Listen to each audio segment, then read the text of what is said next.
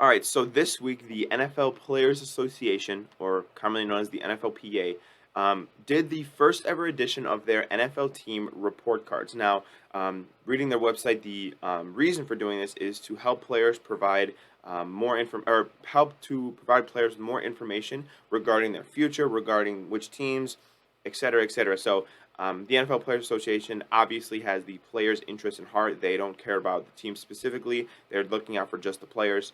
Um, so I think this is very useful for players who are free agents, players who are going to be free agents, et cetera, et cetera. So maybe this helps give one team an edge over the other. So that's kind of the purpose and the reason for the report cards. But I'm going to kind of go through with them with you, give my kind of surprises and everything like that. So I actually have the report card pulled up right here on my second monitor, and the number one team is the Minnesota Vikings. The Vikings received straight A's. The categories, so we can get into them, are treatment of families, food service slash nutrition, the weight room, strength coaches, the training room, the training staff, locker room, and team travel.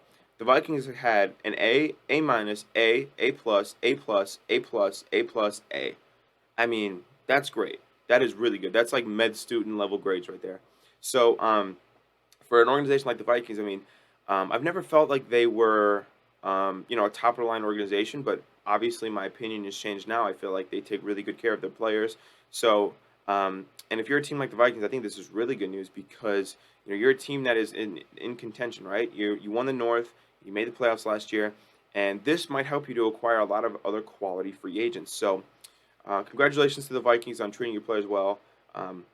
That's a great way to run your organization. The number two team is the Miami Dolphins, who got straight A's in every category except for treatment of families. They had a C plus. Following the Dolphins is the Raiders. To be honest, the Raiders is very surprising to me. I thought they were very dysfunctional. But the Raiders' lowest grade was a B.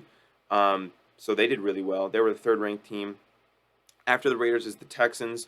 Same thing. That's kind of surprising to me. But for teams like the Texans, these young rebuilding teams who are getting these high scores, that is a very, very good thing because, like I said, quality free agents are going to now want to come to Houston because they treat the families well, they have good training staff, et cetera, et cetera, et cetera, right?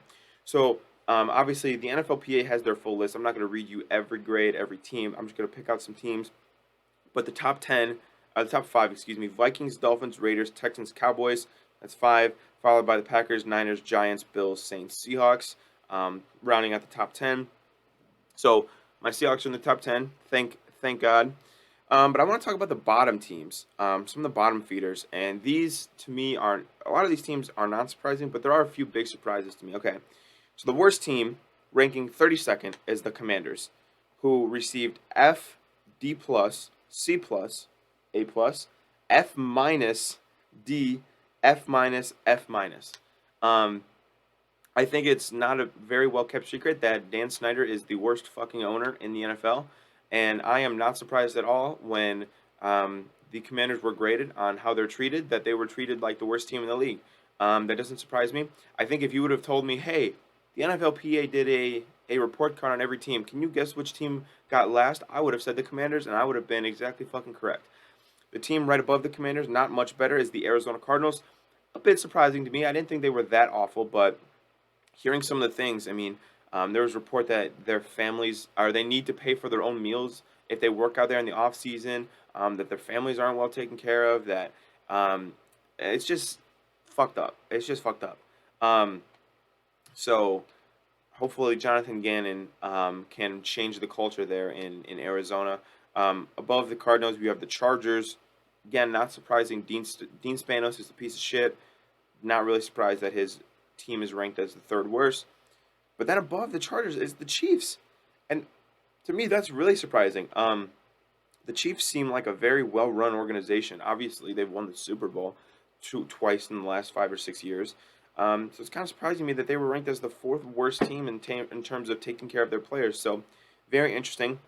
Above the two above them, the Jaguars and Bengals, also AFC contenders. The Bengals doesn't necessarily surprise me. Because I know their owner's a piece of shit as well. But or he's not a piece of shit as much, but he's cheaper. But I mean, the Jaguars, I thought Shad Khan was my guy. I thought he was cool. I thought he rocked his sunglasses. He got hyped in the locker room. I thought he was a cool guy, but Apparently not. So, the NFL Players Association, I think this is a really, really cool idea to do a team report card, and unanimously grade, each team based on how they take care of it. I mean, these are important things that I think players want to know, but you don't really know until you sign because every team's going to tell you, "Oh yeah, we'll take care of your family.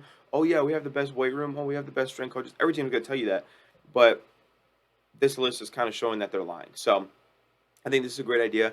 I think that this list should be renewed probably every single year, or every single 5 years, because I think if the list is renewed constantly and a team like, let's see, a team like the Chiefs, right?